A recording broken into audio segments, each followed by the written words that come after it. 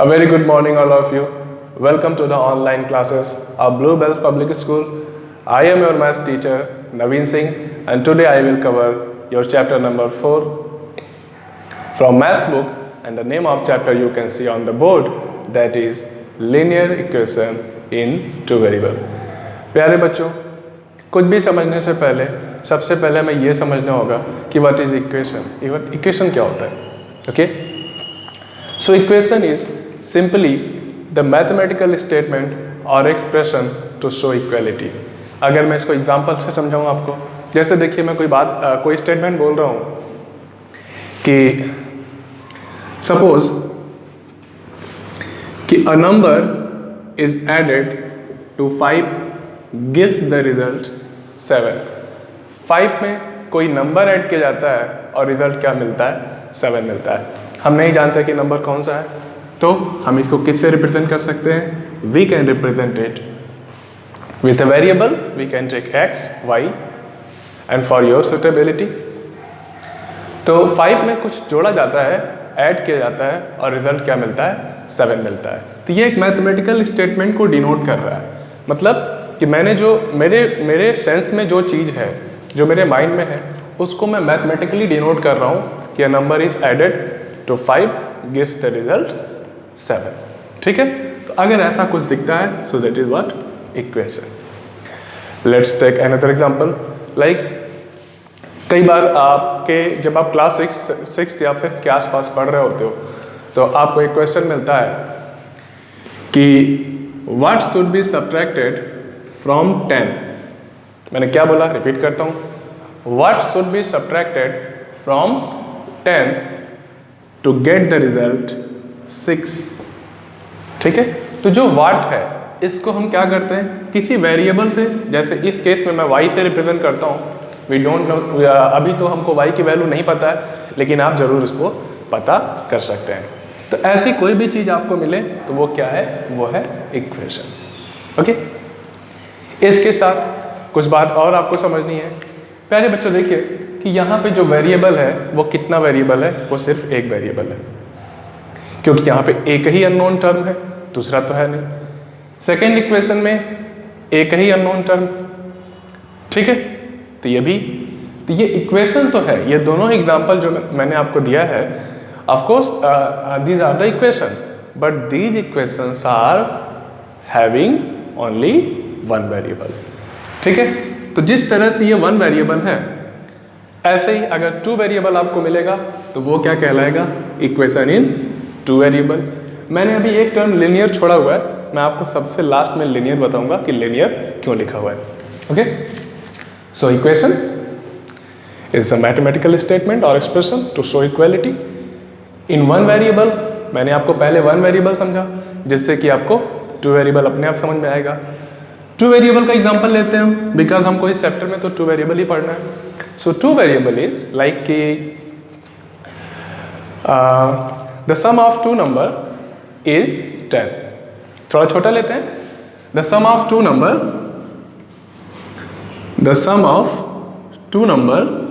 is let's say 5 लेते हैं. The sum of 2 number is 5. तो दोनों नंबर क्या है ये तो हम जानते नहीं. हाँ, तो हम इसको कैसे रिप्रेजेंट करेंगे? एक को x से और सेकंड को y से, क्योंकि अक्सर करके ये बात जब क्वेश्चन या स्टेटमेंट जब इनक्लोज किया जाएगा तो ये बात क्लियरली मेंशन की जाएगी कि x is not equals to y. ठीक है, क्योंकि आप दोनों को एक ही नहीं ले सकते, इक्वल नहीं ले सकते. ठीक है, तो क्या लेना है आपको? The sum of 2 number is equals to 5 and these 2 numbers we don't know, so we represent it with the variable. First one is x and second one is y. ठीक है, तो आप देख सकते हो, again this is the equation because is a mathematical statement and showing equality and having equal sign and some LHS, some RHS, then it is a equation. You can see there are 2 variables, so this is what? This is again equation in 2 variable. ठीक है प्यारे बच्चे, मुझे उम्मीद है कि आपको इतना जरूर समझ में आया होगा. अब एक टर्म मैंने छोड़ा हुआ है, that is what? Linear. Okay, आपको समझाते हैं. थोड़ा सा मैं बोर्ड वाइप करता हूँ.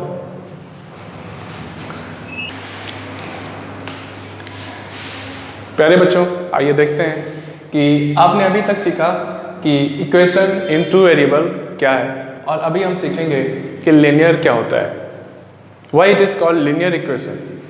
तो देखिएगा, लीनियर का मतलब होता है एक स्ट्रेट लाइन में, ठीक है। जब भी आप इसका आप ग्राफिकल रिप्रेजेंटेशन करते हैं तो आपको क्या मिलता है, आपको हमेशा मिलता है स्ट्रेट लाइन, ठीक है। और स्ट्रेट लाइन कैसे मिलता है ये मैं आपको करके दिखाता हूँ। प्यारे बच्चों, लास्ट एग्जांपल हमने लिया था कि the sum of two numbers, two different number is equals to 5। We don't know the number, कुछ भी पॉसिबिलिटी हो सकती है।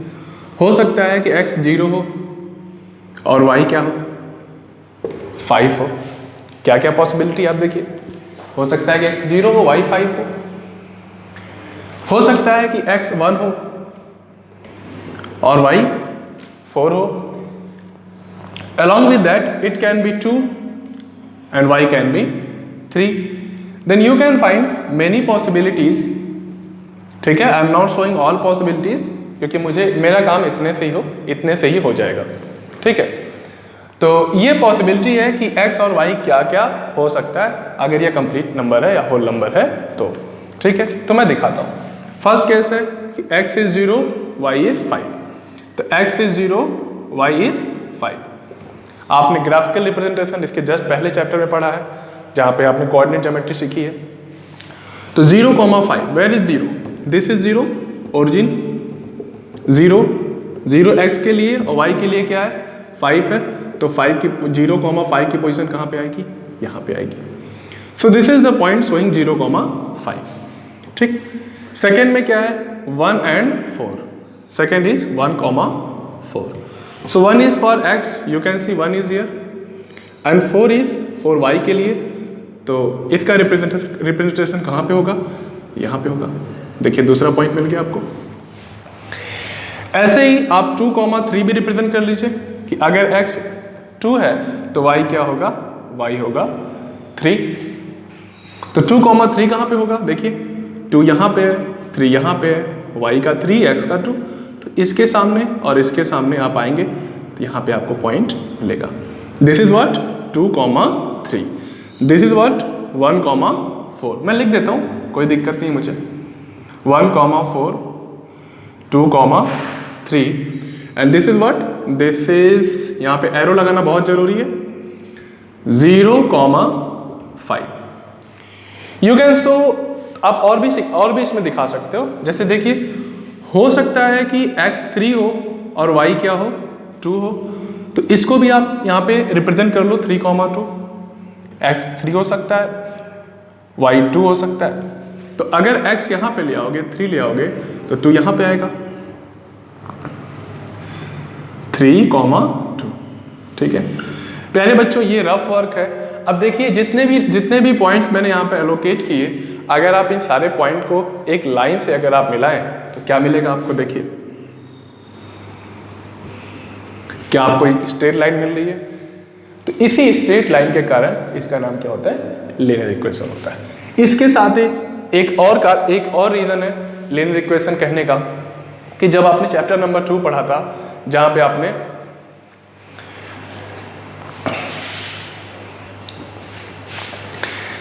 आपने पॉलिनोमियल पढ़ा था, तो पॉलिनोमियल में आपने पढ़ा था डिग्री, कि जब भी डिग्री 1 होती है तो उसको आप क्या कहते हो, लीनियर इक्वेशन कहते हो।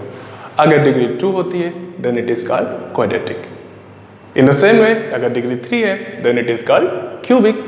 तो लीनियर में डिग्री कितनी होती है, लीनियर में जो डिग्री होती है that is 1। So you can see यहाँ पे जो वेरिएबल है उसका मैक्सिमम पावर कितना है, इसका पावर कुछ भी नहीं है। तो पावर कुछ भी नहीं है तो क्या होता है, 1 होता है, 0 नहीं होता है। अगर पावर कुछ भी नहीं है तो क्या होता है, 1 होता है, क्योंकि 0 पावर कर दोगे तो उसकी वैल्यू तब तो 1 हो जाएगी। So you can't right 0। So the power of variable और डिग्री ऑफ वेरिएबल इज 1, ठीक। So this is what equation variable, y 2 variable and y it is linear, ठीक है। तो इसको आप ऐसे बोल सकते हो, because the graphical representation of this kind of equation is linear or a straight line. That's why this is what linear equation in two variable. पहले बच्चों कुछ और चीज़ें हैं जो मुझे आपको बतानी है, ठीक है।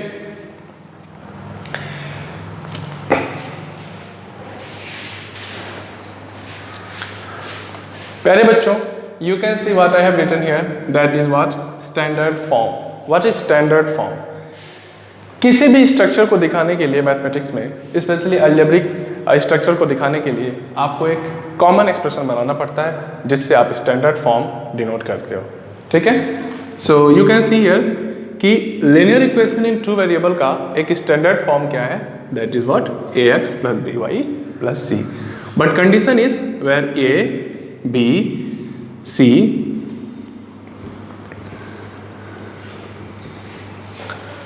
are not the variable,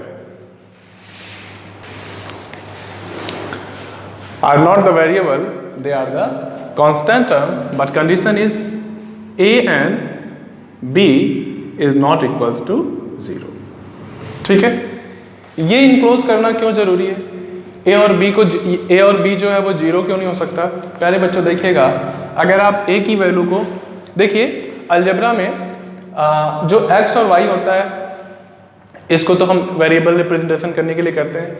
actual में a b c जो होता है ये भी वेरिएबल ही होता है, लेकिन हम मैथमेटिक्स में हम अननोन कांस्टेंट टर्म को रिप्रेजेंट करने के लिए, समझाने के लिए हम क्या यूज़ करते हैं, हम a b c का अक्सर करके यूज़ करते हैं, ठीक है। ऐसे तो आप सोचेंगे सर a b c भी तो वेरिएबल है, ऑफकोर्स है, लेकिन यहाँ पे बस समझाने के लिए कि यहाँ पे क्या आएगा, यहाँ पे कोई नंबर आएगा जिसको कहते हो आप कांस्टेंट आएगा, ठीक है। बट सब कुछ आ सकता है, लेकिन a और b की जगह पे 0 नहीं आ सकता है। क्यों नहीं आ सकता है देखिएगा, अगर जो a है, अगर a 0 हो जाएगा तो 0 जब x से मल्टीप्लाई करेगा तो ये पूरा क्या हो जाएगा, ये पूरा 0 हो जाएगा। जब पूरा 0 हो जाएगा तो इसमें जो एक वेरिएबल है ये तो पूरी तरह गायब हो जाएगा, ठीक है। तो अब इसमें टू वेरिएबल रह कहाँ गया, ठीक है। तो इसीलिए आप a को 0 नहीं लिख सकते, या अगर a 0 है तो फिर ये टू वेरिएबल नहीं रहेगा, बिकॉज एक वेरिएबल 0 से मल्टीप्लाई होके क्या हो जाएगा, एलिमिनेट हो जाएगा, तो आपके पास तो एक ही वेरिएबल बचेगा। इन the same way b also can't be 0, because if b becomes 0 it will be multiplied by y and the whole term will be disappear। दोनों आपस में मल्टीप्लाई होगा 0 से तो खत्म हो जाएगा, तो वो अगर कुछ रहेगा ही नहीं, तो फिर ये टू वेरिएबल कैसे होगा। इसीलिए ये दोनों वेरिएबल के एग्जिस्टेंस के लिए क्या कंडीशन है कि b और a 0 नहीं होना चाहिए, ठीक है। और मैं एक चीज यहां पे लिख देता हूं कि where a b c are constant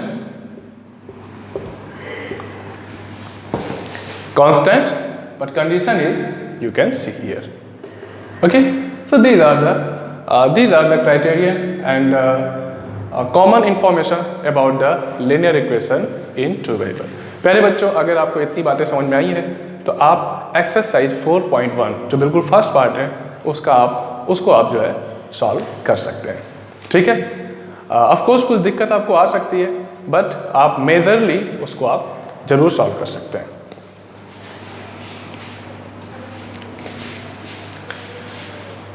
Along with that, some more information I want to give you, and that is the properties that follows in an equation।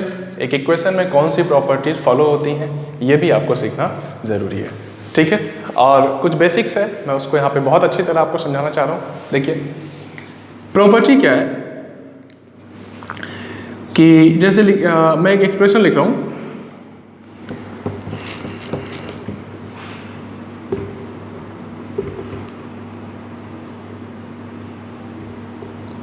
Five x plus 2 equals to 7, ठीक है। ये simply एक equation है, मैंने यहाँ पे two variable नहीं दिखाया, ये तो सिंगल वेरिएबल है, ठीक है। देखिए एक एक्सप्रेशन में अगर आप दोनों तरफ इफ यू ऐड और subtract the same number on both side then there is no impact on the equation और द रूट ऑफ इक्वेशन, ठीक है। जैसे कि ये जो f की वैल्यू जो आनी थी, ठीक है। मैं दूसरा एग्जांपल लेता हूँ, ये थोड़ा सा बड़ा हो जा रहा है, the next example is x plus 2 equals to 5. You can easily guess कि what is the value of x. x की जगह पे क्या आना चाहिए कि 5 आ जाए, ये तो छोटा सा है, तो आप जरूर जान सकते हो सर 3 आना चाहिए। हाँ ठीक है, तो हमको पता है कि x की वैल्यू क्या आनी है, 3 आनी है। ठीक है, अब सपोज करिए, लेट्स सपोज कि ये जो LHS है RHS है, हम दोनों तरफ क्या ऐड कर दें, हम 3 ऐड कर दें, हम इधर भी 3 ऐड कर दें और इधर भी 3 ऐड कर दें। ठीक है, तो जो x की वैल्यू आई है, जिसको आप रूट कहते हो, जो वैल्यू आती है किसी भी इक्वेशन में, जो अननोन टर्म होता है, वेरिएबल होता है, जो उसकी जो वैल्यू आती है उसको आप क्या कहते हो, that is the root of equation. Root of equation means simply the value, जिसको आप आंसर कहते हो कि सर आंसर क्या आएगा। ठीक है, तो अगर आप इसमें 3 ऐड करते हो तो ये क्या हो जाएगा, it will be x plus 3 to 5। इधर क्या हो जाएगा 5 3 8। तो क्या ये वही इक्वेशन है, is that the same equation? देखने में तो नहीं, बट एक्चुअल में ये सेम इक्वेशन है। कैसे, देखिए अभी भी आप यहाँ पे चेक करिए कि x की जगह पे क्या ऐड करें, जो 5 में x की जगह पे क्या, कौन सा नंबर हम राइट डाउन करें जिसको 5 में ऐड करने पर क्या आ जाए, 8 आ जाए। तो आपका अभी भी आंसर क्या आएगा, अभी भी आपका वही आंसर आएगा जो पहले आया था। ठीक है, तो मैं इसको कंक्लूड करता हूं, and the conclusion is if we add, जो बात एडिशन के लिए वही बात सब्ट्रैक्शन के लिए है, ऐड और subtract same number on both side, then there is no impact on equation and the root of equation, यानी जो आंसर आता है उस पर भी कोई फर्क नहीं पड़ता है। ठीक है, इसके साथ ही एक बात और कि if you add on both side no impact, subtract then also no impact, if you multiply और divide again there is no impact on the equation, but condition is कि ये काम आपको जीरो से नहीं करना है। ठीक है, क्योंकि जीरो से अगर करोगे तो दोनों ही जीरो हो जाएगा, तो फिर कुछ बचेगा ही नहीं। ठीक है, तो मैं इसको फिर से कंक्लूड करता हूं कि आपने प्लस माइनस के लिए पढ़ लिया। सेकंड है कि इफ वी मल्टीप्लाई और divide same number in the both side of the equation, there is no impact on the equation, but the multiplicand और जिससे आप डिवाइड करते हो वो क्या नहीं होना चाहिए, वो जीरो नहीं होना चाहिए, except zero. The multiply and division condition is for the except for all numbers except zero. ठीक है, ये बात आपको सीखनी है। अब लास्ट चीज, जो लास्ट पार्ट है वो मैं आपको बताने जा रहा हूं। प्यारे बच्चों, द लास्ट पार्ट इज, आप बचपन से करते आए हो, you can guess what is the value of x, very easy, that is 2। Okay, और कैसे करते आओ आप, देखो आप ऐसे करते आओ कि सर x को अकेला छोड़ दो और 5 को RHS में ले जाओ, तो आप क्या करते हो, आप इसका सिंबल चेंज कर देते हो और आपका आंसर क्या आ जाता है, 2 आ जाता है, जिसको आप रूट कहते हो, रूट ऑफ द इक्वेशन। लेकिन प्यारे बच्चों देखिए, इसके पीछे की जो स्टोरी है वो कुछ और है। ठीक है, क्या स्टोरी है, वही स्टोरी हम समझेंगे। देखिए एक्चुअल में जो होता है ना, ये आप जो दिखाते हो ना कि ये इधर की चीज़ उधर चली जाती है, वहाँ से इधर आता है तो डिवाइड करता है, ऐसा रियल में कुछ नहीं होता। ठीक है, क्या होता है, देखिए अगर हमको x की वैल्यू चाहिए, if we want the value of x, then 5 should be eliminated. 5 किस साइन के साथ है, 5 पॉजिटिव साइन के साथ है, तो हमें क्या करना पड़ेगा, हमें यहाँ पे -5 करना पड़ेगा। -5 क्यों करेंगे हम, बिकॉज ये पॉजिटिव साइन के साथ है। अगर हम यहाँ पे 5 सब्ट्रैक्ट करेंगे तो 5 क्या हो जाएगा, एलिमिनेट हो जाएगा और x की वैल्यू अपने आप आ जाएगी। लेकिन कंडीशन है, इक्वेशन की कंडीशन है कि जो भी वर्क आप LHS में करोगे, सेम आपको किधर करना पड़ेगा, RHS में भी करना पड़ेगा। So if you subtract 5 in the LHS, then you have to do the same in the RHS। ठीक है, आपको क्या मिलेगा, यहाँ पे जो +5 -5 तो एलिमिनेट हो जाएगा, और क्योंकि आपने यहाँ पे -5 किया LHS में, तो आपको RHS में भी -5 करना पड़ेगा। तो आपको आंसर क्या मिलता है यहाँ पे क्या मिलता है, 2 मिलता है। तो x की वैल्यू क्या आती है, 2 आती है। ठीक है, मैं एक एग्जांपल और देता हूँ। तो देखिए, आपने बहुत बार किया होगा कि x × 2 = 6। आप करते कैसे हो, आप करते हो x = 2 का मल्टीप्लाई है, इधर आके आप डिवाइड कर देते हो और डिवाइड करके आप आंसर क्या ले आते हो, आप ले आते हो आंसर 3। लेकिन प्यारे बच्चों, ये जो अप्रोच आप बचपन से करते आए हो ये करेक्ट नहीं है।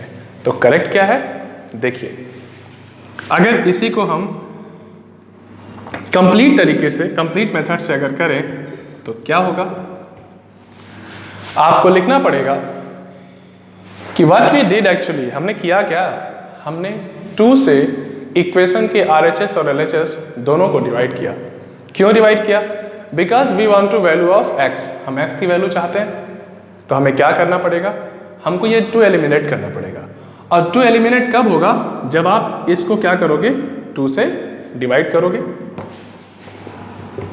तो आपको लिखना पड़ता है ऐसे कि ऑन डिवाइडिंग